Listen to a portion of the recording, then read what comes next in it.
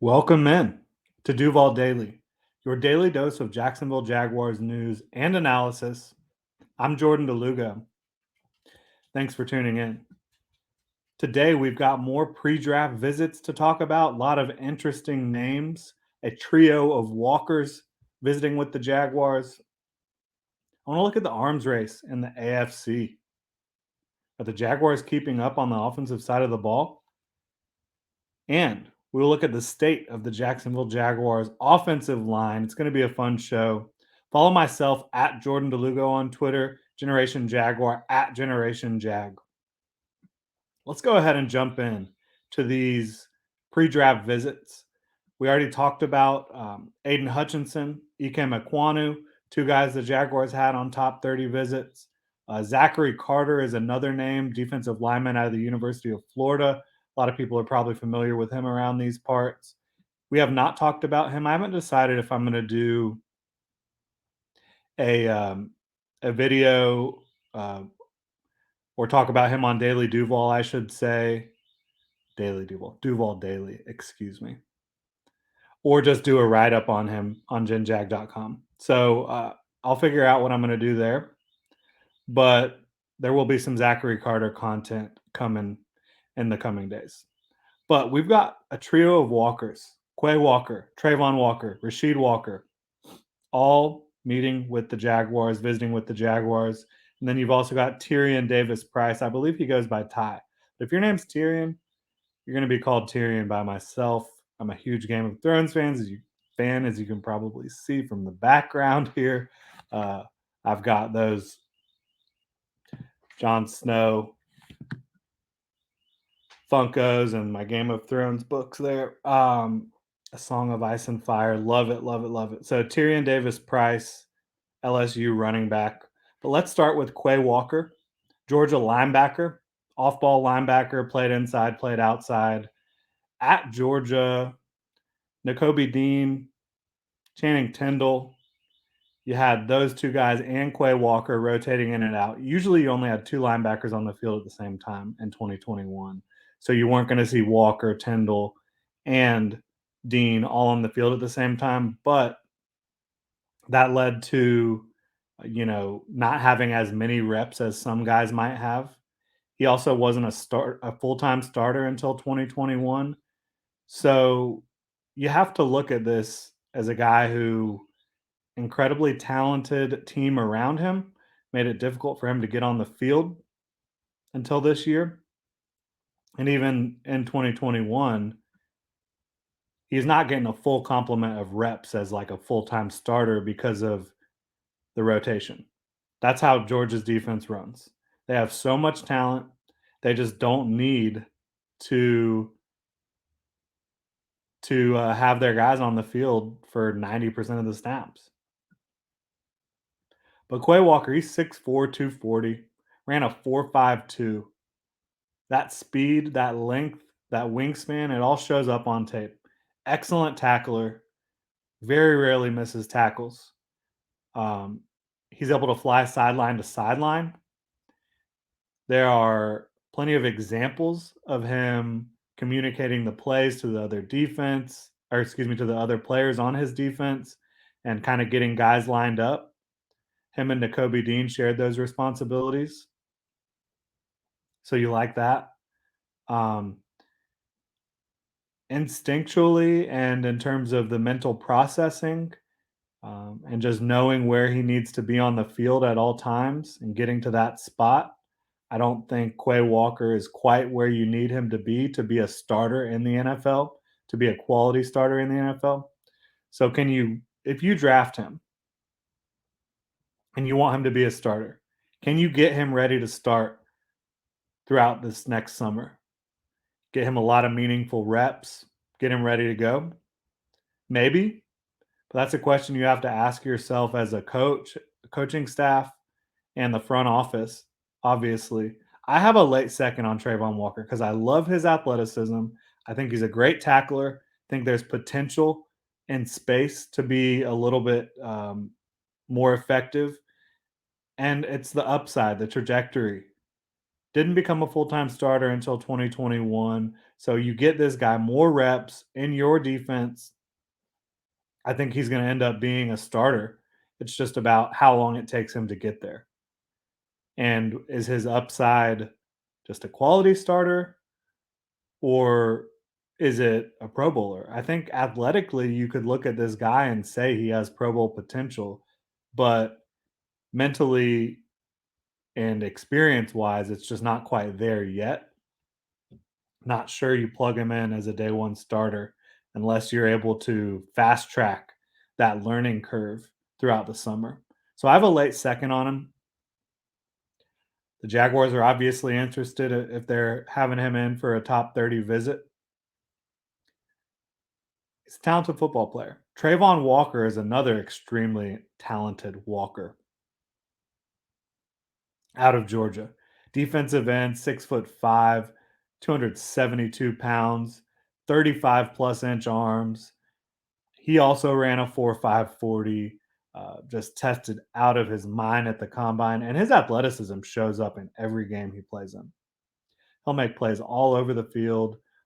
His length shows up, tackles, interior guards, centers. None of these guys are able to get their hands on Travon Walker's chest. He's able to keep them at bay, which is huge as a run defender, where he's already elite, in my opinion, as a run defender. He's going to come into the NFL, and on early downs, he's going to be able to hold it down for you for sure. The question is pass rush. Georgia didn't really allow him to line up wide, to line up outside the tackles and just pin his ears back all that often. So you didn't see him as a traditional defensive end pass rushing very often. Instead, he was lined up face up with the tackles or inside, really more in a contain role, in a role where he's trying to eat up blockers and let those linebackers, Quay Walker, Nakobe Dean, Channing Tindall, fly to the ball and make plays. Um, so when you're talking about a potential number one overall pick and you haven't really seen him rush the passer, that's a little too rich for me. I like Travon Walker, think he's going to have a long career in the NFL, but the pass rush, while you've seen flashes of it, it is just way too much of a projection at number one. I have him as a mid first round pick.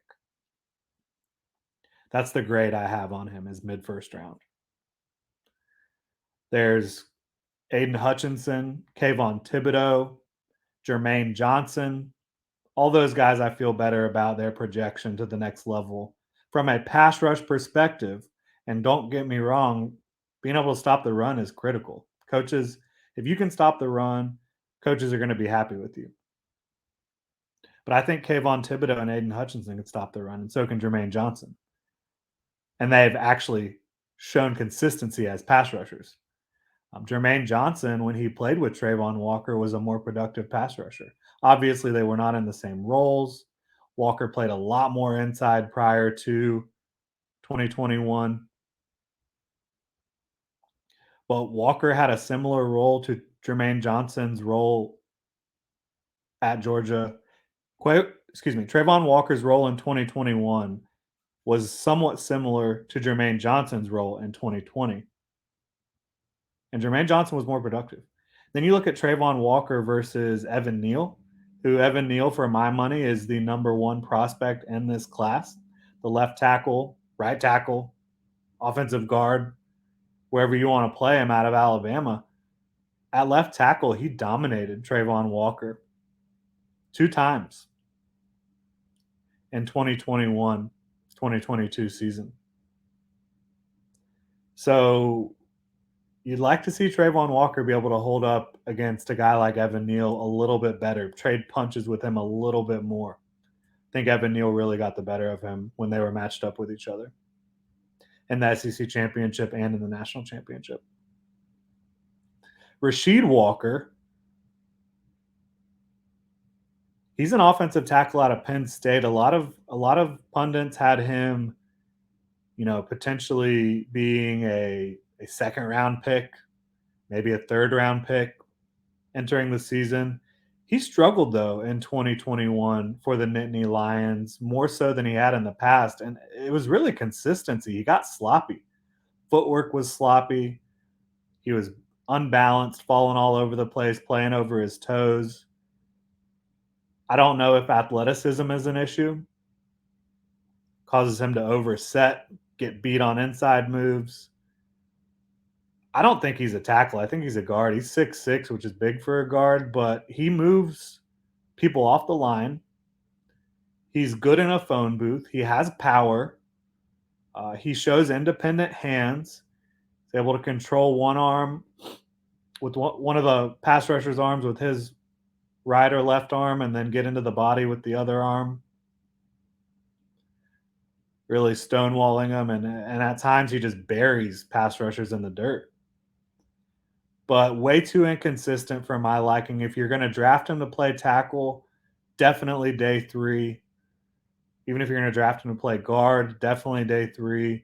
And to be completely honest, I think there's going to be guards or interior offensive linemen in general, if you're talking about drafting him in the fourth or fifth round, that are going to have higher grades on my board than Rasheed Walker. There's just a ton of interior offensive line talent, and you're having to project him to play guard.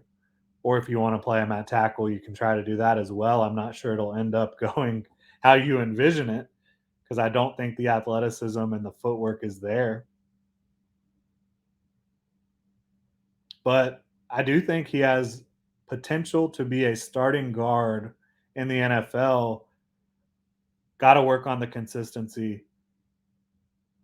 And really, I think he's going to fit better in a power scheme where he's kind of just trying to blow guys off the ball instead of getting out in space and trying to make contact with smaller defenders in space.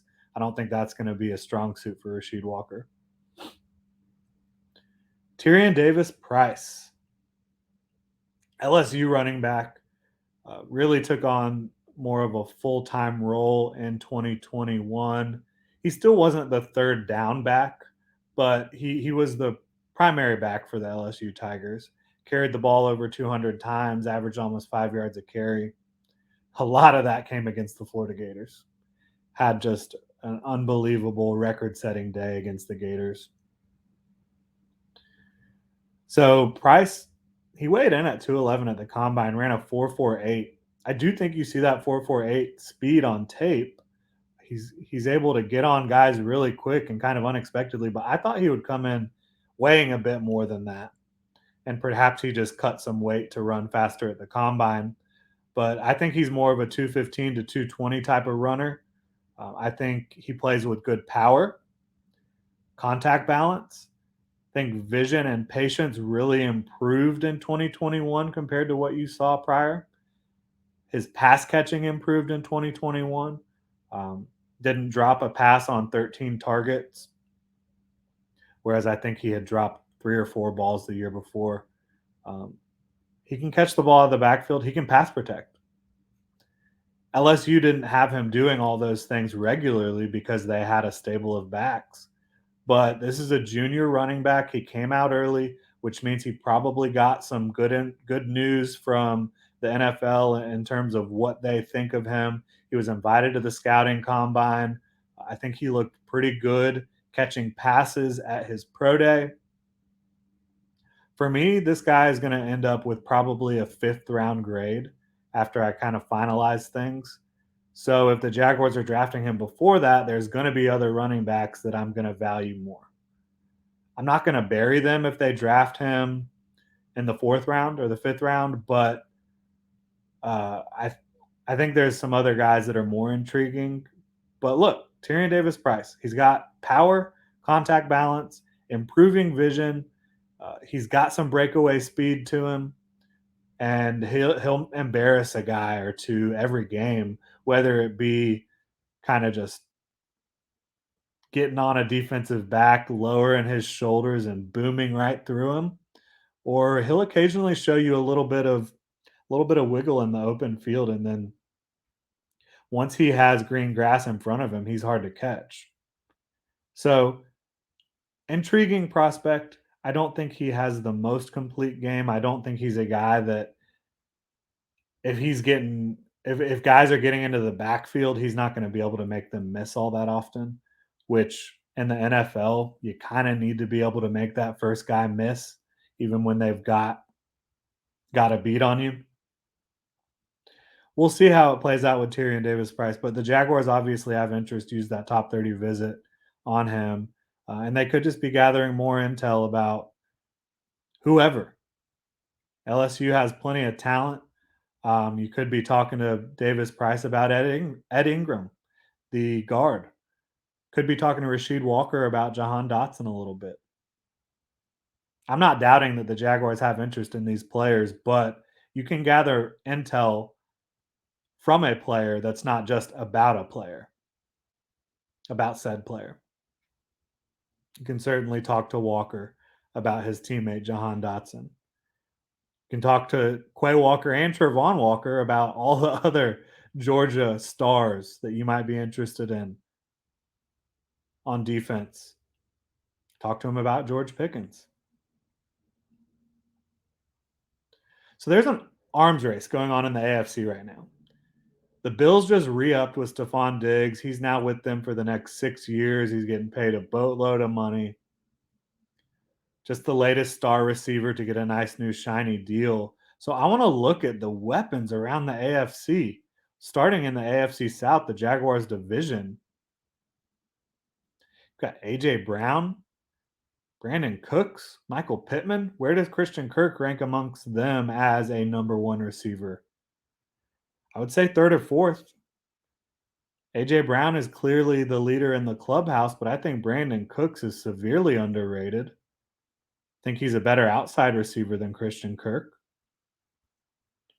I think Michael Pittman, if you're talking about a true number one, he has more ability in that role than Christian Kirk does. What's more valuable, Michael Pittman's ability to win outside or Christian Kirk kind of dominating? I wouldn't even say dominating, but producing in a versatile role where he's lined up in the slot, lined up outside, getting the ball in a variety of ways. I'm not sure. And that's just the AFC South. That's a division that wants to run the ball. And you still don't have the high end talent that most of these teams do. In the AFC East, you've got the Cheetah and the Penguin, Tyreek Hill, Jalen Waddle in Miami. You'd love to have that for Trevor Lawrence. The Jets have Elijah Moore, Corey Davis, two guys you'd love to have in Jacksonville right now, I'd say. The Pats have two upper echelon tight ends. They just traded for Devontae Parker, Kendrick Bourne. There's some other talented receivers there as well. Jacoby Myers.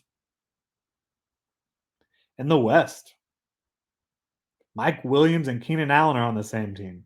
Devontae Adams and Darren Waller are on the same team. Cortland Sutton and Jerry Jeudy are on the same team. Travis Kelce, Juju Smith-Schuster. Jaguars are playing that division this year.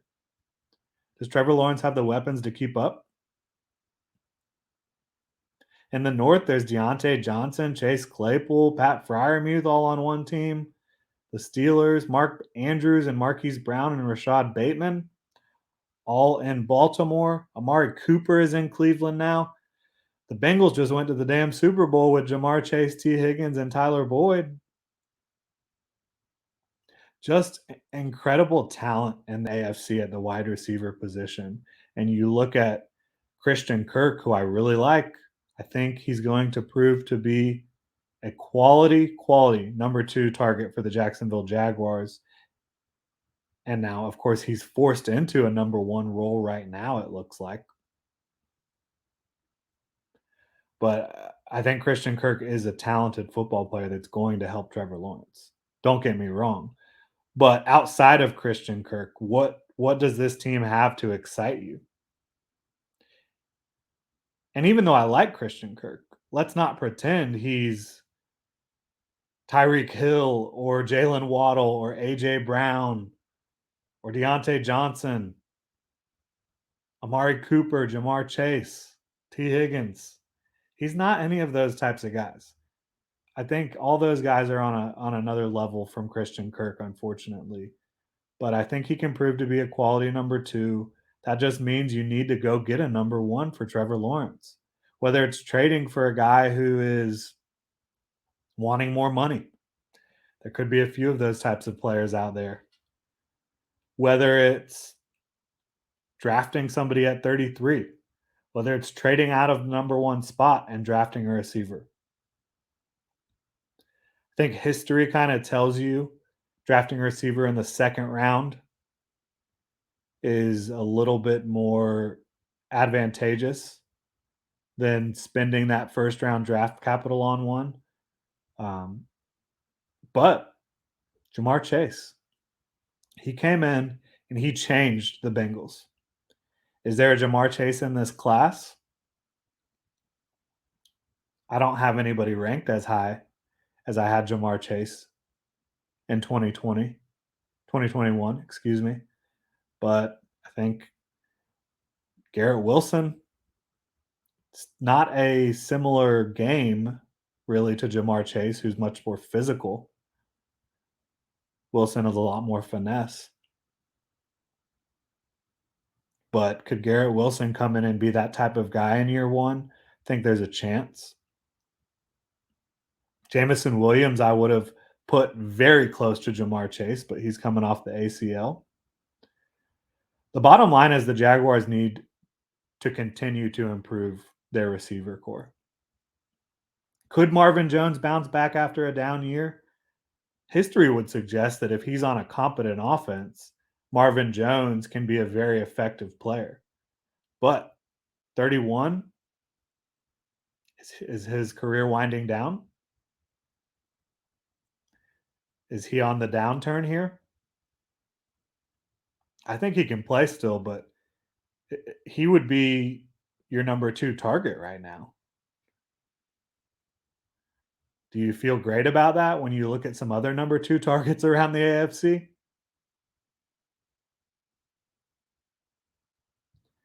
You've got to keep improving this wide receiver core for Trevor Lawrence if you expect him to try to keep up with the AFC West, with the AFC South in 2022. The Jaguars' offensive line is an interesting group. I'm going to kind of dive into the state of the offensive line right now. A lot of turnover. There was no turnover for that offensive line in 2021, and it underwhelmed. Um, it really did. It wasn't downright awful. They weren't bottom of the league, but they weren't great either. Too much pressure on Trevor Lawrence, and Trevor, to his credit, was masterful at times in terms of evading pressure, having that pocket presence where you just have to move 6 inches this way, a foot that way, with timing to evade pressure and continue sticking in the pocket or rolling out of the pocket, whatever you need to do. But Lawrence wasn't skittish. He was poised. He was confident, and I think that's huge. But just because they didn't give up the most sacks in the league last year, they did give up a ton of pressure on Trevor, and Trevor made those stats look a little bit better with his footwork, with his feel for the pocket. Was that impacted by poor coaching and one of the most toxic environments imaginable? Probably. Yes, I would say. Uh, eh, I think every aspect of the Jaguars organization was negatively impacted by the Urban Meyer experiment last year. The starting lineup for the Jaguars offensive line right now would be Cam Robinson at left tackle, who has the franchise tag has been placed on him. He has not signed it yet. The Jaguars have talked about wanting to get a long-term deal done with Cam Robinson. There's been no movement on that we're aware of. But as of right now, he is your starting left tackle. At left guard, you're looking at probably Ben Barch or Walker Little. The Jaguars talked about Walker Little being able to play guard. So Ben Barch started a lot of 2021 at right guard with AJ Cann having injuries. It was his second year after coming out of St. John's Division 3. Had one of the best smoothie routines that you'll ever see. Kind of became a star of the combine with that smoothie that helped him put on, I don't remember what it was, 90 pounds or something like that. But Ben Barch or Walker Little at left guard compared to Andrew Norwell, I think you're going to lose some consistency in pass protection, but you've got upside there. Tyler Shatley would be the starting center right now. He's played a lot of center for you over the last few years because of Brandon Linder's injuries. So you feel okay about that, but he's 31, I believe. He's on a 2-year deal. Is he your long term answer there? No, but could he get you by in 2022? Probably. Brandon Scherf at right guard. That is a massive upgrade over whether you want to talk about AJ Cann or Ben Barch. Brandon Scherf been a Pro Bowler in 5 of 7 seasons. In 2020, he was an All Pro. This is a guy who is tailor made for the Jaguars' offensive scheme. He played under OL coach Phil Rauscher in Washington for a couple years. He knows what's going to be expected of him. He's going to be a leader. Sure, he's got injury issues, but you're going to have him probably on the field for at least 2/3 of your games, and he's going to make you a lot better. Hopefully, he can have a healthy season. You never know with injuries, right? You never know. And then Jawan Taylor and Walker Little, I would expect to compete at right tackle as well. I don't know what the Jaguars are going to do with Walker Little because I mentioned him at left guard, potential starter there, potential starter at right tackle. I would prioritize playing him at tackle. You drafted him in the second round. You've got Jawan Taylor, who is going into the final year of his rookie deal and has really underperformed for the most part. Cam Robinson, you're not clear on the future, so I would want Walker Little to be playing right or left tackle for me. Obviously, if Cam Robinson is under the franchise tag, he's going to play left tackle. But I think you want Walker Little to become a long-term fixture, a starter for you, and playing him at guard just doesn't move the needle for me when you have questions about right tackle. If Jawan Taylor had come out and done everything people expected him to do as a former second round pick, sure, put Walker Little at guard. But Taylor has been disappointing to say the least. Like I said, adding Scherf is huge, and even though you're losing Linder and Norwell, Shatley is a quality replacement for Linder, and I think if Ben Barch is the starter, you're going to see him play at a pretty high level at left guard. Some of the games he struggled in, you had him going one-on-one against Aaron Donald, against DeForest Buckner, against Jeffrey Simmons. Yeah, anybody's going to struggle in those situations one-on-one. But I think with an improved offensive line coach, an improved scheme, just a more professional approach, I think you could look at Ben Barch as a potential quality starter. Again, it's potential. You haven't seen him do it consistently yet, but like I said, I have some confidence in his ability. But adding Scherf, that is the biggest piece here. He is a game changer for a running game, for your pass protection, for your leadership. He's got it all in spades. But I still think retaining Cam Robinson is the most intriguing part. Does he sign his franchise tag? Do they get a long term deal done? Is he worth the money that it costs to keep him on the franchise tag or on a long term deal? I mean, the Jaguars are going to be forking out over 30 million between 2021 and 2022 to Cam Robinson. Is it smart to bet on him over the next 3 years instead of a guy like Evan Neal if the Jaguars do commit to Robinson long term? I don't know. We still don't know who the Jaguars are going to pick at number one, but most experts, betting websites, pundits, they do not have Evan Neal going number one overall to the Jaguars. They don't have a tackle going number one overall to the Jaguars. Everybody's got Aiden Hutchinson or Travon Walker for the most part. The main depth pieces here are Will Richardson, and then whoever loses out on these battles, right? If Walker Little and Jawan Taylor are battling it out for the right tackle spot, and Walker Little wins, then Jawan Taylor is your swing tackle. Um, if Walker Little and Ben Barch are competing for the left guard spot, then if Walker Little wins that, then Ben Barch is your primary backup. If Walker Little doesn't win either of those battles, if he's not in the starting lineup, I think that's concerning because you'd expect him to be able to beat either of those guys out for a job with his physical profile, with what he showed you towards the end of 2021. But yeah, I think you've got some decent depth here. I think it's decent depth. It's not great. But you've got to get more talent to make this room more competitive, in my opinion. You're talking about protecting the investment, protecting Trevor Lawrence.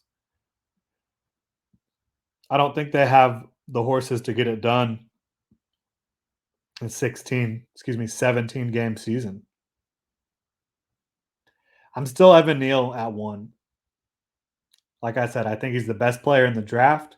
He has 4 position versatility on the offensive line, and he's going to help Trevor Lawrence, help the investment, help the franchise right now. Whether you plug him in at left tackle, right tackle, left guard, I think if you had him at left guard in year one with Shatley at center and Scherf at right guard, that could be a pretty dominant interior of your offensive line that you can feel good about. I think at a minimum, if you don't draft Evan Neal with the first overall pick, you got to draft a guard and a center at some point on day 2 or day 3. There's good depth at both spots in this class, and I do like Ben Barch. I just think you should add more talent, add competition, bring someone in to compete with him and make your roster deeper and more talented at the same time. And Shatley, like I said, even if he's a quality starter in 2022, he's 31, so he's probably not a long-term solution for you at center. I think the Jaguars have a decent foundation on their offensive line, slightly above average probably, maybe average. But if you go get an Evan Neal or if you go get a couple guys on day 2 or day 3, I could be changing my tune pretty quickly. And so the draft is going to be huge for the Jaguars. Are they going to help Trevor Lawrence out up front? Are they going to help him with receivers? We'll see how it all plays out. That's going to do it for today. Thank you so much for tuning in. Please like, subscribe, do whatever you got to do wherever you listen or watch. Make sure to check out genjag.com for all the latest Jaguars news and analysis.